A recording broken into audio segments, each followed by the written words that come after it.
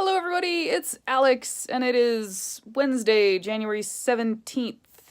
And sorry I didn't vlog yesterday, but basically by the time I got home, I was drunk, and I didn't really have anything that important to say anyway, so I figured, why bother? I do have something to say though today. But first, I will tell you, since yesterday was Tuesday, and I'm sure you care deeply about my trivia team, I'm sad to report that the Badgers only got second last night. It was just kind of like a rough night, and we had several rounds that were, and I want to say the other team was like 6 points ahead. So I mean, it's okay. It gives us something to shoot for. It was just, it was a rough time, and sometimes it's good to let other teams win because that way they won't be waiting for us in the parking lot with tube socks full of wood screws to beat us to death. So we still have some spare free pizza certificates basically, so we're cool. Anyway, so what I'm going to talk about today, I'm currently on a job where I am what's called a third-party inspector, I want to say, and it means that my job is literally to stand and watch the other people work all day, or in my case, walk in tight little circles to keep myself warm enough that I don't freeze to death as the cold slowly attempts to transform me into a creature of pure ice and hunger. So today I put in 8 miles walking around at work just trying to stay warm. And it's very boring because you are just watching other people work, and by work I mean put rocks into a hole is pretty much what's going on right now. So I've been relying on Twitter and Overdrive to keep me entertained through these trying times. And boy, howdy did Twitter deliver today. Because so this sad, limp, empty little ball sack of a person, which I will talk a little bit more about later, started popping up saying that they were creating, what was it called? It's the Science Fiction and Fantasy Creators Guild that is really, so, it's very obviously supposed to be some kind of alt-SFWA, the Science Fiction Writers of America, because as we all know, the SFWA just hates anyone who is not, an SJW. It hates all conservatives. That's why we've purged every single conservative from our role, and we had Jerry Pournelle pilloried in the streets before his death. No, that's not true. I mean, literally in the last however many years I've been a member of SFWA, one person got kicked out, and that's because he was a giant neo-Nazi turd that abused the official SFWA Twitter account. And, so it's basically and I was there, if you want to hear about it, we can talk about this some other time. I was there for the 2014 Great SFWA Flounce when a bunch of bitch-ass, whiny, piss-baby conservatives left because, I don't know, SIF was full of SJWs and were really mean and wouldn't let them put chainmail bikini-wearing ladies on the front of the SFWA bulletin anymore. I mean, that's the level of ew SJWs that have taken over SFWA.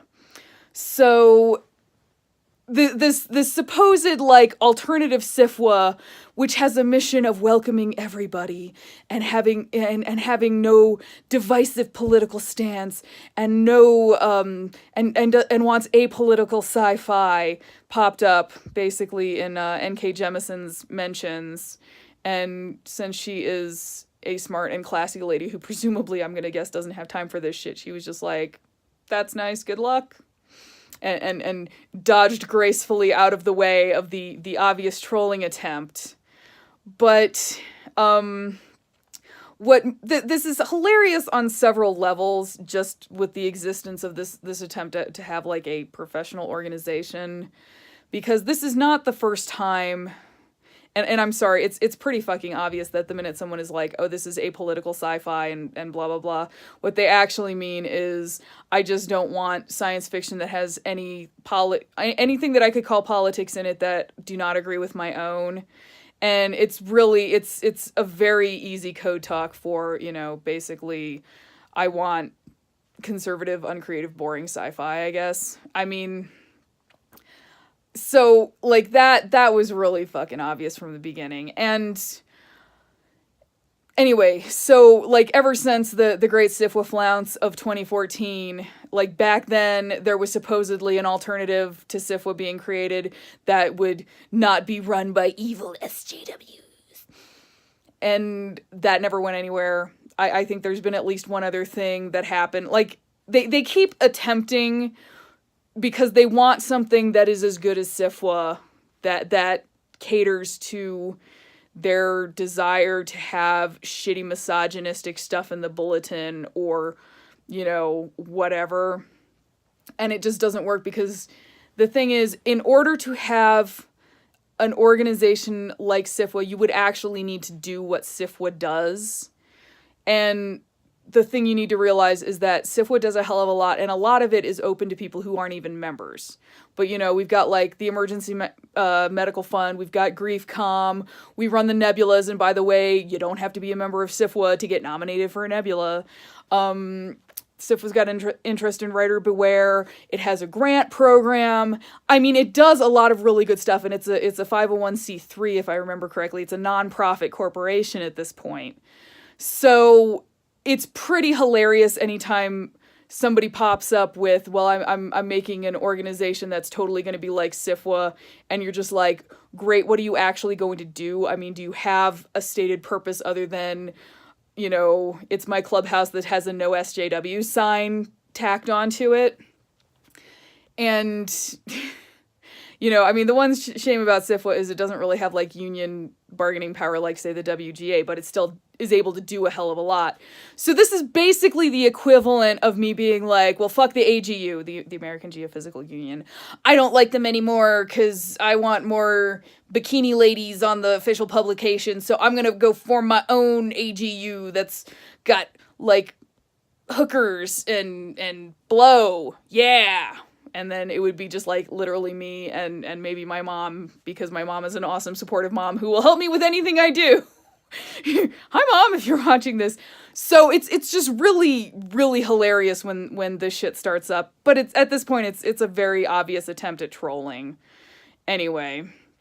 And so anyway, back to the story. After Nora dodged, my agent, Dongwon Song, popped up with, all art is political. If you're trying to make apolitical art, it's just gonna suck. And the reply of this professional organization, and I will also emphasize right now that I don't think SFWA would ever say something like this with their official account, because they're an actual, for real, professional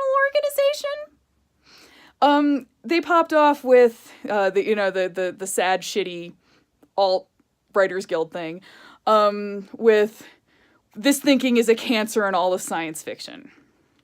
Which I will say, my agent found that pretty hilarious, and to be honest, I found it pretty hilarious too. And I also just said, like, you know, hey, for people who are saying that they're totally not political and they're being non-divisive and all that, wow, this is a pretty shitty divisive thing to say, you know? And they actually answered me back with some really passive-aggressive shit that they kept ending with "be well," which gave me some Demolition Man flashbacks. Be fucked. And it was basically like, well, no one's making you join us, but you can totally join us with no pre-existing biases, because we just want there to be apolitical, fun, escapist science fiction. And, you know, hi, I'm queer. And I get told all the time that the presence of people like me in books, even the ones that are escapist, because I like escapist stuff that lets me feel like I'm somewhere else, is inherently political, because you've politicized my identity because you don't like queers. So it was basically like, no, you know, I'm sorry, but go fuck yourself. And then they did the thing where it stopped being cute, which was, well, obviously you need a better agent because he's got such a dark outlook, which I'm just going to tell you right now, guys, like, if any of you are a sad, pathetic little asshole that wants to get into it with people, don't go after their agent. You do not step between a writer and their agent like that. You don't shit talk an agent to someone unless, basically, if your goal in life is to make sure that I would never piss on you if you were on fire, that's the way to do it. Because you're talking about the person that I've trusted my career to, who has earned that trust several times over, and someone who helps me manage my livelihood. So yeah, go fuck yourself. And then, you know, it's once again devolved into a lot of shouting on Twitter about, is art political or not, blah blah blah. And, you know, we get to have this really stupid, boring argument about every 6 months where some sad, pathetic, empty little ball sack pops up with, you know, I'm going to do a thing because art shouldn't be political, and everyone recognizes that they're literally just saying, I just want art that doesn't challenge my politics and that caters to me. So you're not fooling anyone. And then, you know, but the question becomes, like, if we're having this bullshit thing happen every 6 months, why do people still waste time talking about it? And it's for the same reason that, like, I talked about when I was saying, call your shithead Republican senators, even though you know they're not going to listen to you, because it is still important to say, no, I don't agree with this, and this is bullshit. And also, because, like, with so many things, when you're arguing with someone on the internet, it's actually a performative thing. Like, their entire sad little bullshit guild thing is a performative thing that's going to get them attention from people who philosophically agree with them, which there aren't that many, but they make a lot of noise. And it's a bid for attention. It's performative. Well, arguing back is in its own way equally performative, because I don't give a shit about these people. I'm never going to change their minds. And in fact, you know, I'm sure, like, someone out there is saying, well, answering back, you've let them think they win, blah, blah, blah, 12-dimensional chess. And the thing you have to realize is no matter what you do, these people are going to have declared victory, and it doesn't fucking matter, because they're completely beside the point. I don't give a fuck about those people. I give a shit about the people who are new to this and haven't been through this bullshit, stupid-ass argument before. And I'm in it for saying, no, this is incorrect and I don't agree with it. And I'm talking to the people who are undecided or who haven't thought about this before. So, you know, it's all performative at this point anyway. And so, yeah, it's giving a little attention to this sad, sad little man. Whatever. I mean, he's obviously super thirsty for attention, and I'm not going to say his name, but I'll link a tweet in the notes so you can take a look if you want. But let me just tell you, like, the person who has started this pseudo guild is someone who has been running around and claiming that his book is Nebula nominated, because as far as I can tell, he, like, got put on somebody's ballot and was not actually on the list that got voted on. And I'm sorry, someone putting your name on their ballot and you not making it into the final list does not make you Nebula nominated, because by that standard, I've been multiply Nebula nominated. And, you know, I don't go around saying that because I ain't thirsty like you, baby. That's just sad. And, you know, this continual bid for attention by trying to troll people is equally sad. And, you know, I hope it will find you the small number of fans who are as giant of an asshole as you. There aren't that many of them, and it's not going to help your sales number that much. You'd be better off focusing on your craft and maybe being less of an asshole. So, that's what I've got to say about that. Don't be an asshole. Don't insult a writer's agent to them. Any questions? Didn't think so. See you tomorrow!